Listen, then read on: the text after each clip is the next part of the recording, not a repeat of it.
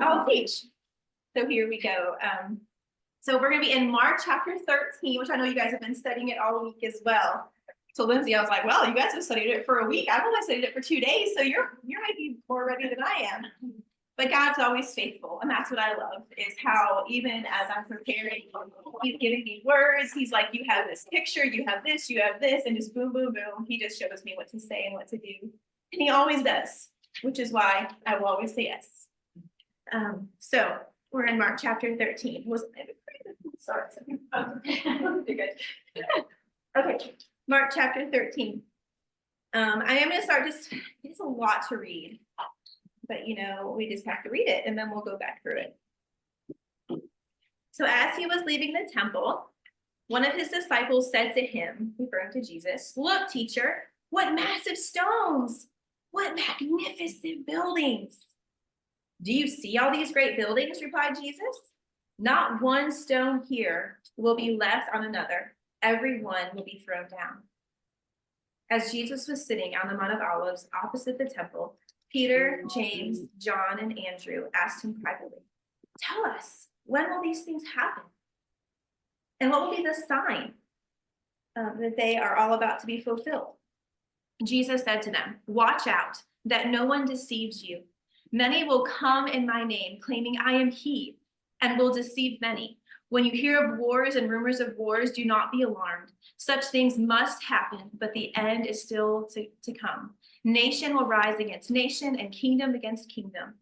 There will be earthquakes in various places and famines. These are the beginning of birth pains. You must be on your guard. You will be handed over to the local councils and flogged in the synagogues. On account of me, you will stand before governors and kings as witnesses to them. And the gospel must first be preached to all nations. Whenever you are arrested and brought to trial, do not worry beforehand about what to say. You say whatever is given you at the time, for it is not you speaking, but the Holy Spirit. Brother will betray brother to death, and father his child. Children will rebel against their parents and have them put to death. All men will hate you because of me, but he who stands firm to the end will be saved. When you see the abomination that causes desolation standing where it does not belong, let the reader understand then that those who are in Judea flee to the mountains. Let no one on the roof of his house go down or enter the house to take anything out. Let no one in the field go back to get his cloak. How dreadful it will be in those days for pregnant women and nursing mothers.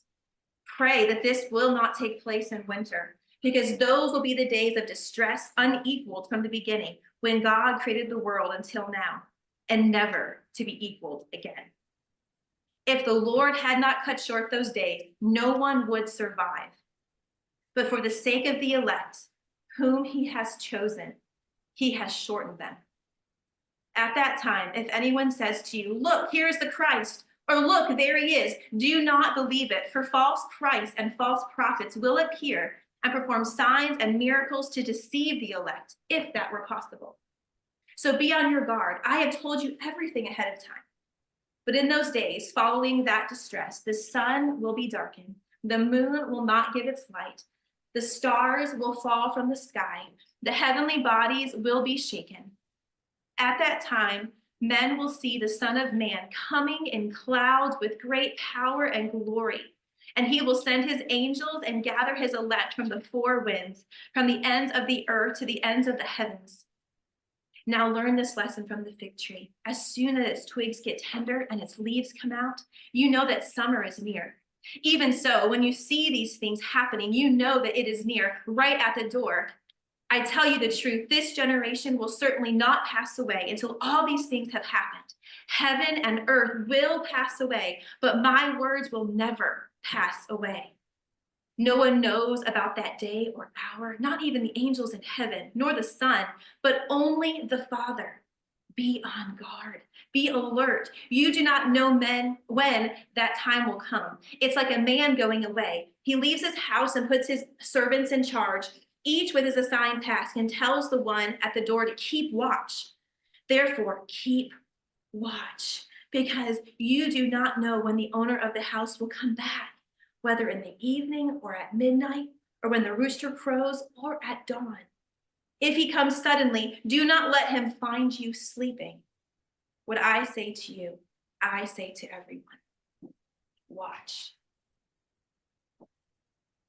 Now, there is so much here. Honestly, it's like, where do I focus? Where do I spend a little bit of time, right? Because I mean, people could study this for weeks, for months, and they have, and then even all the parallel passages, and then you get into Daniel and Revelation and all the things you could pull in. There's so much.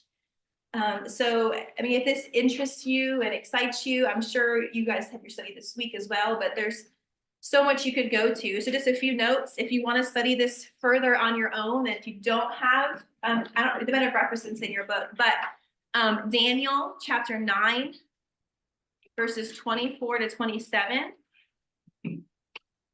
Daniel chapter 9, 24 to 27. And then in Revelation, really, chapter 6 through chapter 19. Yep.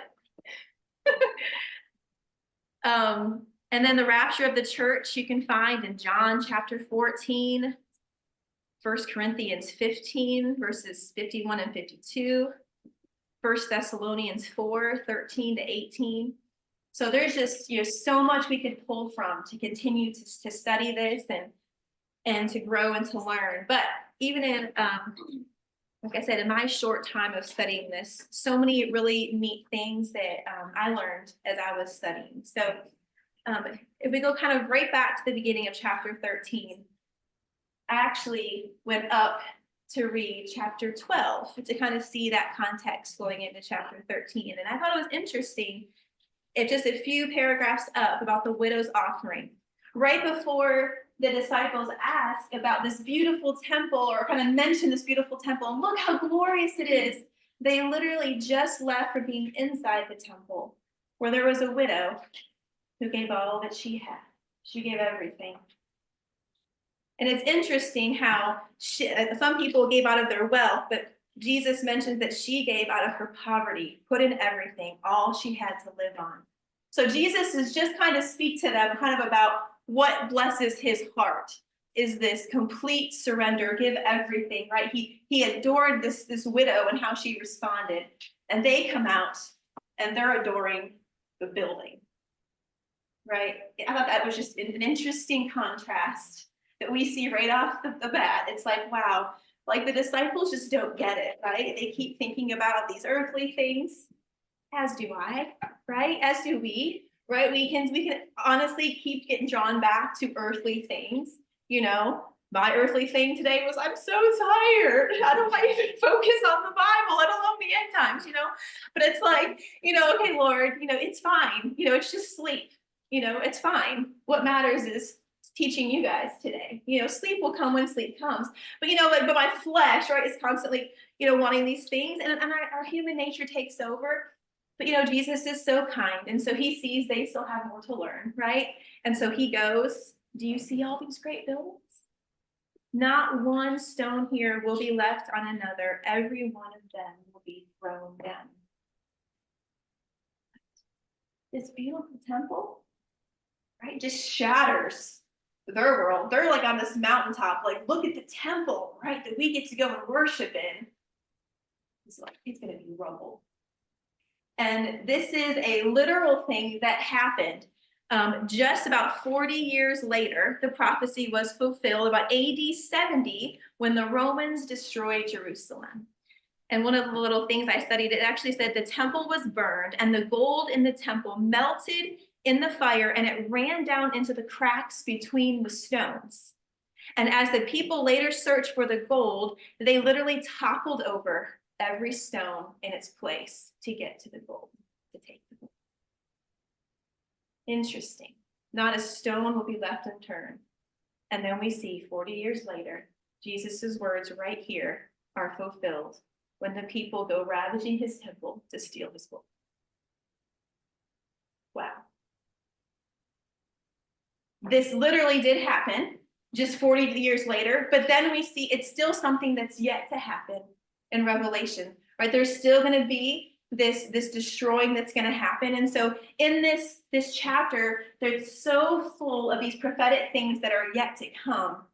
but there's some very literal applications for us right now here today. One of the sermons I listened to on the way to work this morning about this chapter as I was cramming for this talk was even just saying that every prophecy in the scriptures, yes, it's about what's yet to happen, but it's always meant for application in our lives today.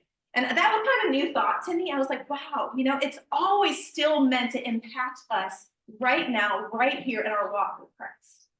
And so if you look at prophecy like, well, it's in the future, I'm not worried about that, which was me about 48 hours ago, right? But as I was studying and seeing, there's so much here that God wants us to learn about who he is, what's important to him, his heart, and even how we live our lives. So as they're going down, it's really neat because we see they go up on this Mount of Olives that's just opposite the temple. So, right, so you can imagine if they're going up a mountain, they look down, they're going to have a better view, right, of everything. And so here they're out on this top of the mountain, they're overlooking. And so they're looking down at all these man-made things. They're looking at the temple. But then God starts kind of directing their vision up to a higher calling and a higher purpose. This chapter, as well as the parallel passages that are found in Mark and Luke, are often referred to as the Olivet Discourse. Anyone ever heard that word before? That was new to me, okay? So Olivet Discourse. So like how people talk about the Sermon on the Mount, and they just reference that so often. Well, this chapter 13 is called the Olivet Discourse. So you can throw that around with your husband later and be like, oh yeah, that's the Olivet Discourse. I asked Preston, he didn't know either. And I was like, yes, So I was really excited to like stump him on something. So that was exciting to me.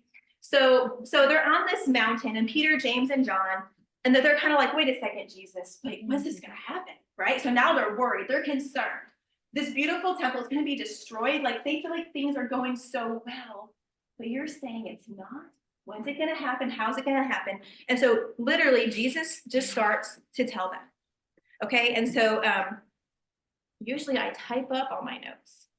This time my notes are on my phone because I was on an airplane doing some of this. Okay, so some of Jesus's warnings we're going to see. So as I read through this, I kind of divided it into some warnings, some of Jesus's encouragement, and some of his prophetic words, just trying to organize the text for myself and to draw out the important things. But if you notice as we read this whole thing through, we see this phrase, watch out, be on guard, do not worry, watch. It just keeps popping up. Anyone else notice that as we were going through it? Okay, so he really does want us to be alert, to be vigilant. I thought about even in Peter, right, to be on guard against the enemy, erosion like a roaring lion looking someone to devour, right? Be alert, standing firm, right? And so he's giving us these warnings to watch out. That people really are going to try to deceive us. There's going to be an antichrist that comes. There's going to be false teachers. We really do need to watch out. And so, well, then how do we do that? Right? If there's deception out there, how do we counteract that deception that he says is coming? Anyone know? Where's that at? Yes. Okay. We have to know the word, right? That's why we're in Bible study. That's why we're reading. That's why we're studying. We only can to know the difference by knowing the truth. And so by knowing the truth, we are better able to discern what's false teaching. Okay. So when we're in Hawaii, there's all kinds of cultural things of the culture of Hawaii. And we got to go to a luau, and the luau was awesome, of course, and hilarious all at the same time. Like to let the wind blow, during a luau, we were like, yeah, when the guy walked off in the loincloth, I was like, oh no. Like, but they're telling the story of their culture as they're doing the dances, and every song is part of their culture and their history, which is beautiful in one way, right? But the theology of their stories is laughable, really. It's like this mountain gave birth to this mountain, and then all these stars got flown by Maui, and like people, you see Moana, okay, but I'm like, people actually believe this? Like, really?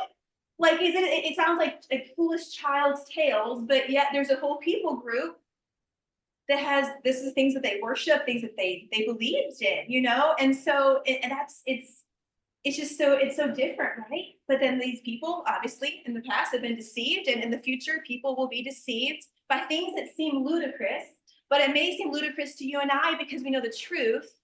But that's why we have to continue to share that truth everywhere we go, different cultures, different people groups that we meet. Not just everyone is from East Tennessee, has been spoon fed the word their whole life, right?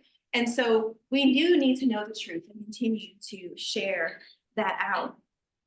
Then it goes into all these things that are going to happen. If you're a person that's prone to anxiety or worrying about the future, this was probably a hard week to study.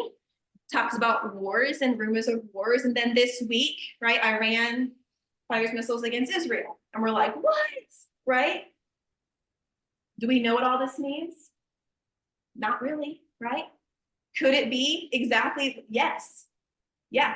You know, this stuff will come to pass. So there will be war against Israel. It will happen. It is coming. It is happening right now. It will continue to happen. Is this the end? Well, we know right now that we don't know, right? From reading this text, we don't know the exact time, but is everything going to keep playing out and keep getting worse and worse and worse and worse and worse? Yes, right? But does this need to make us be afraid? No, not at all. If anything else, I think it gives us so much peace to know that our God is in control and he's telling us what's going to happen in advance because he knows it. And the Olivet Discourse, what I loved is that word discourse. I kind of looked it up just to see, like, you know, how I think, like, I can interpret a word based on context clues, but like, what's the actual meaning? And it basically says that someone that speaks because they have authority. So when Jesus was speaking, this Mark chapter 3, he was not just speaking as just a man, right? But he was speaking with authority that he knew the end from the beginning. He knows it all. He's already seen this play out, just like he's seen your life and my life play out. We know that in Psalm 139, right? That all of our days are written in the book before one of them came to be. Your days, my days, the days of the world. Every day of history has already been recorded in his book. And it's going to happen exactly as he wants it to happen for his glory, for his purposes, ultimately for our good, for his second coming, for our glorious resurrection and our glorious body. It's all going to happen. And if we have that perspective, we can have peace. But the problem is sometimes we can live right here and we can't see the big picture. And that's where I find myself sometimes. It's where I was about a week ago. So I'm on the plane getting ready to leave. And when we were flying out of Knoxville, we had to leave our house at 4 a.m. Well, we decided just to let our kids sleep. They were going to get themselves up, go to school. And then their Nana was going to be at our house to watch them during the week while we were gone. But we're like, we're just going to be gone for 3 hours while they're sleeping. They're fine. No need for Nana to come over at 4 a.m. to watch them for 3 hours. You know, they're 16, 14, 12. They're self-sufficient. They pack their own lunches anyway. So it's like, they're fine. Well, we're boarding the plane. Like, it's like, turn your plane on airplane mode, and it's 7:20. And I'm texting them, like, making sure they're up. They're supposed to leave at 7:20. Nothing. I call Gabby, nothing. Call Uriah, nothing. Call Mercy, nothing. I'm like, text me now. You know, like, it's like, I need to know that you're awake.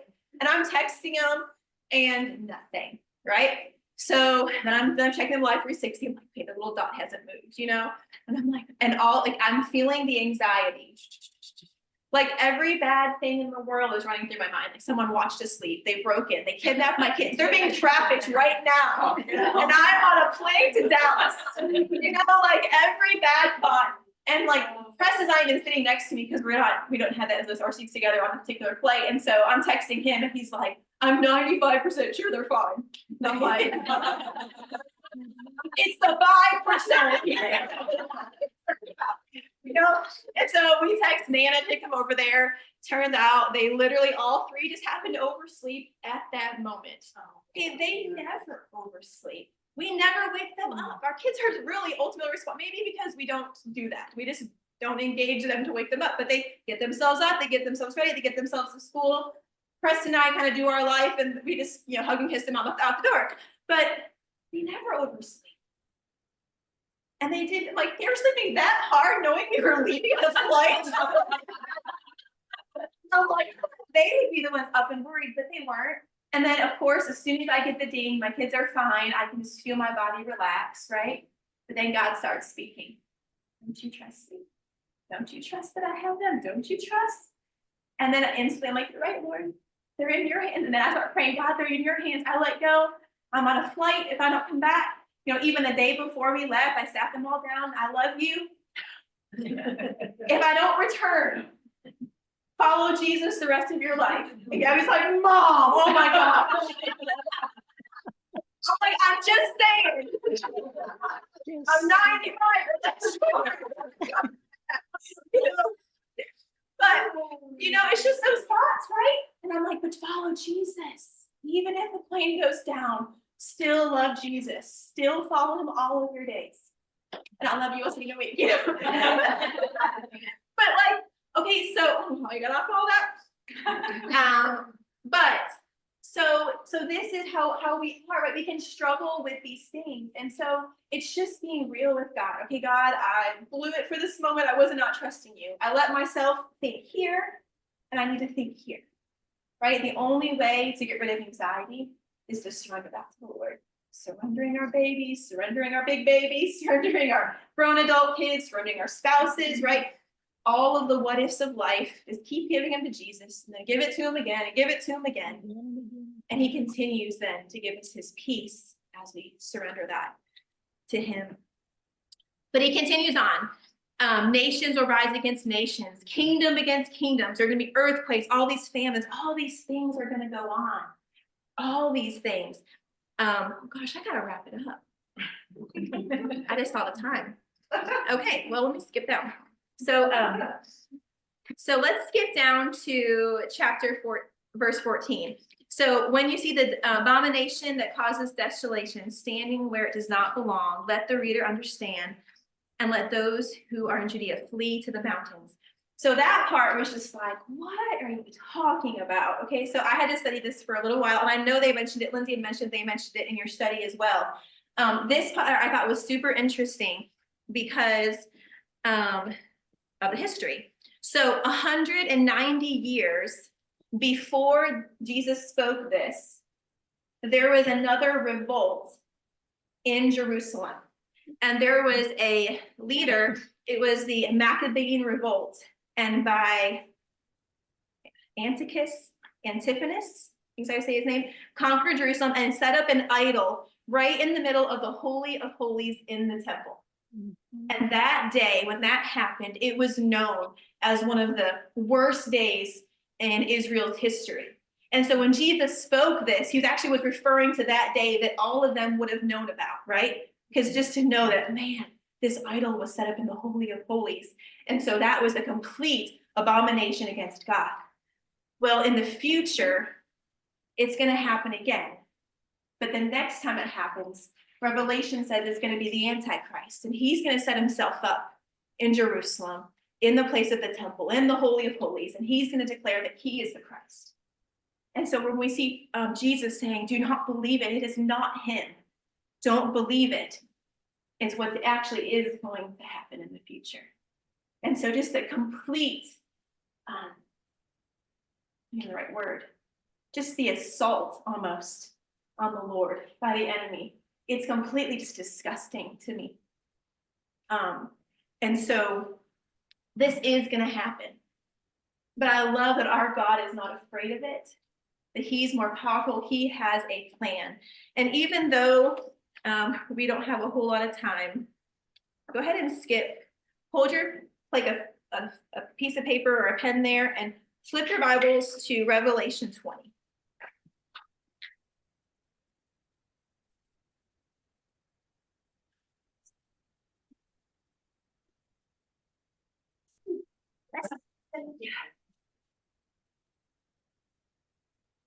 And just because Satan is so arrogant and he thinks one day he's going to do this, and he will, because the Bible says that he will, I'm going to read this part of Revelation so that he can hear again what his doom is. And so in Revelation chapter 20, it talks about this 1,000 years. It said, and I saw an angel coming down out of heaven, having the key of the abyss and holding in his hands a chain. He seized the dragon, the ancient serpent, who is the devil or Satan, and bound him for 1,000 years. He threw him into the abyss and locked and sealed it over him to keep him from deceiving the nations anymore until the 1,000 years were ended. After that, he must be set free for a short time. And then skip on over to verse 7. When the 1,000 years are over, Satan will be released from his prison and will go out to deceive the nations in the four corners of the earth, Gog, Magog, to gather them for battle. In number, they are like the sand on the seashore. They marched across the breadth of the earth and surrounded the camp of God's people, the city he loves. But fire came down from heaven and devoured them. The devil who deceived them was thrown into the lake of burning sulfur, where the beast and the false prophet had been thrown. There they will be tormented day and night forever and ever. So we need to remind ourselves of this. When you feel like you're under attack, when you feel like the warfare isn't ending, when you feel like the enemy's after your family, just open up Revelation 20, verse 10. Remind yourself, this is his fate. This is his doom. This is what is coming for him. He cannot touch us. He cannot have us. We belong to the Lord. We are his. We are sealed with his blood. Our eternity is secure. We are going to reign with him forever. And as bad as it gets on this earth, right? That's as bad as it ever gets for us. And it's only going to get better. We're going to see him face to face. We're going to worship him, right? We're going to be filled with his love. There's no more sickness, no more sorrow, no more pain, no more death, no more deceptions. No more anxieties, no more like pills or medications or doctor's appointments or colon cleanses. Like, I don't even have that yet, but I'm dreading that a little bit. But you know, none of that. And even if our bodies fail, even if we go through awful marriages, even if our kids disappoint us, right? We still know what's coming. And it's a glorious day. Jesus tells us not to worry, but to be on guard and to be ready, to keep watch. And so just kind of in closing, to give you all plenty of time to talk about your work,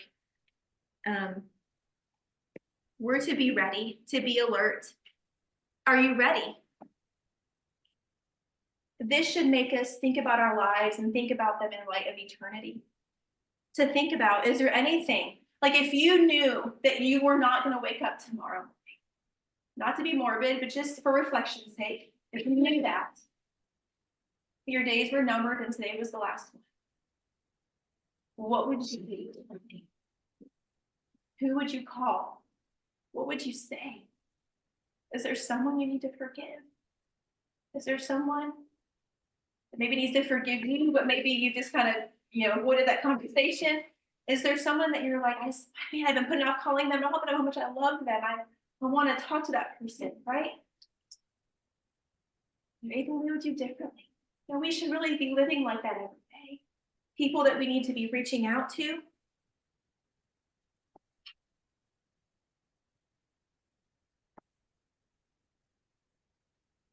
And I know that's probably why Jesus did not even have us to know the exact day, the exact time of his return. Because if we did, we'd kind of put on the show. We'd wait till like the day or two before, maybe a week before, really work on getting ourselves ready.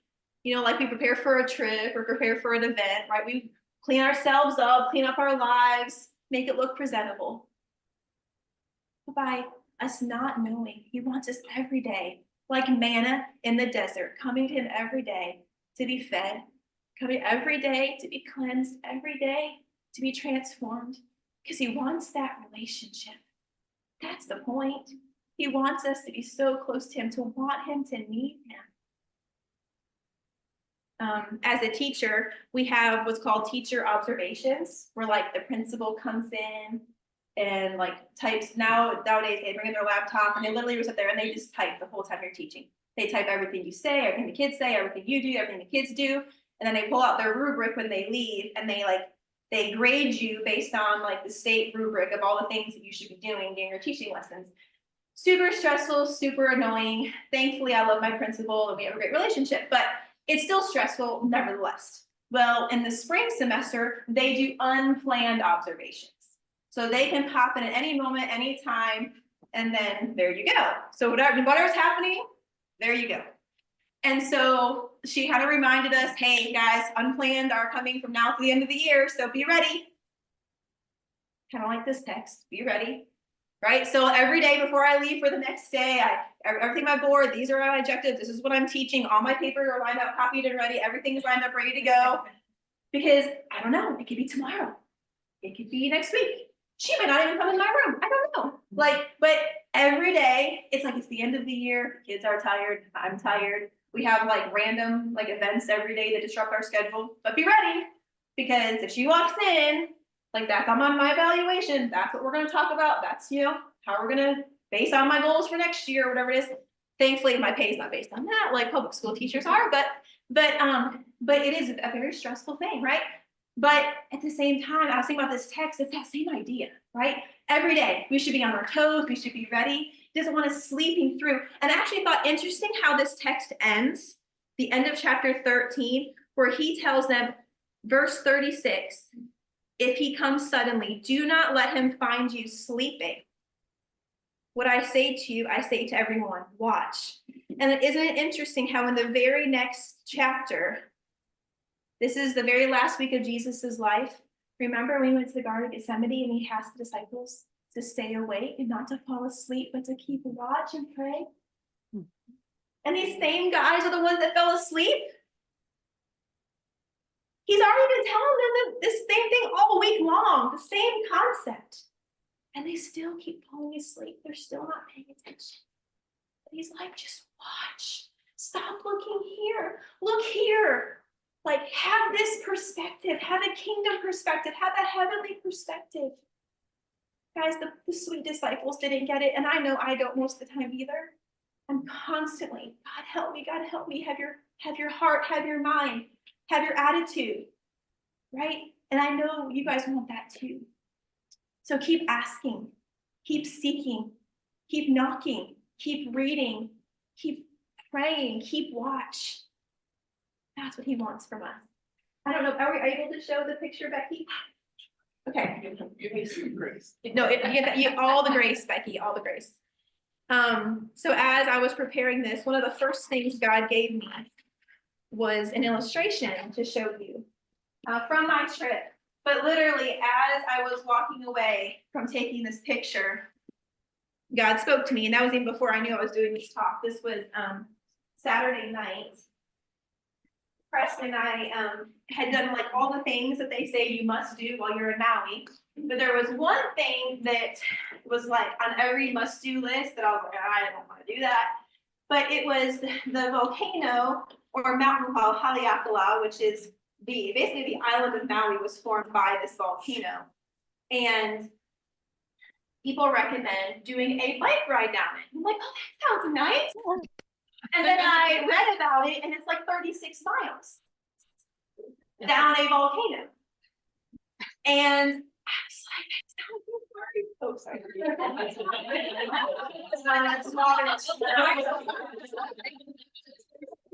It's okay, we're wrong. But that's not Haleakala. Or Hawaii. And so it was okay, so we decided, we learned that we could drive up it instead of biking. But if you can't drive up for sunrise, because it's all booked. It's booked for like a month or two out. They're like, don't even try. It's all booked. The park has like so many reservations. You can't get up there. It's booked for months in advance. So they're like, but you can drive up it for sunset. They don't limit the amount of people that go for sunset. So I was like, Preston. He's like, oh, great. How far is it? Like, just an hour and a half up and an hour and a half down. That's all it is. He's like, okay, if you want to do it. Because my sweet husband, he let me do it. So this is us, or me taking this picture as we walked away. So the sun was basically setting. This is the top of the mountain. This is 10,000 feet, 10,000 feet up. And so it's setting over the clouds. So we're kind of above the cloud cover. The highest point in the Smoky Mountains is about 6,600 feet at Mount Mitchell. And so this is 4,400 feet higher than that. And so we took our picture, like our little selfies over here. And then as I was going over the clouds, he was like, we actually can leave. Let's go to the clouds, you can't even see anything. I'm like, you're right. So we start walking away. So as we're walking up to the car, it's actually a little bit higher, and I could see all the people.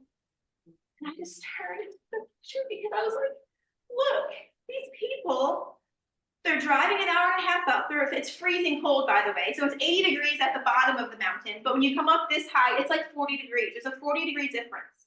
So like it's freezing up here. And they're willing to suffer the cold and the drive and the time to see this sunset over this mountain. And look, they're keeping watch, right? Think about the solar eclipse. People are like flying across the world just to get in like totality to see this. People are keeping watch of the sky. They're planning vacations around it. They're spending money to bike ride 30 miles, which sounds miserable to me. Was going to be $600, by the way, $300 a person to do this. To rent them with nasty bicycle they've been sweating on. Where you're gonna die because cars are still on the road. It's crazy. I love some anxiety. But people are willing to do it for things, for experiences, to post it on social media. But as soon as I turned, I was just like, are they gonna be like this when Jesus comes back? But I told Preston, he was like, wow. I wasn't thinking about that, but it just instantly hit me. I was just like, look at this. Right? They're just standing in amazement. And I'm like, what about the glory of the Lord? His glory, he created the moon, he created the sun, he created the clouds, he created the mountain. He created the people. You know, and so just think about this and fix our eyes higher. Now, yes, I love the experience. I love seeing God's beauty in nature. I do, I love it. But when we see those things, we need to glory in our Creator and not in these created things. So keep watch.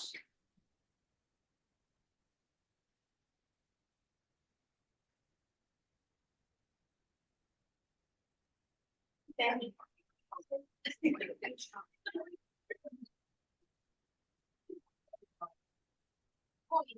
This.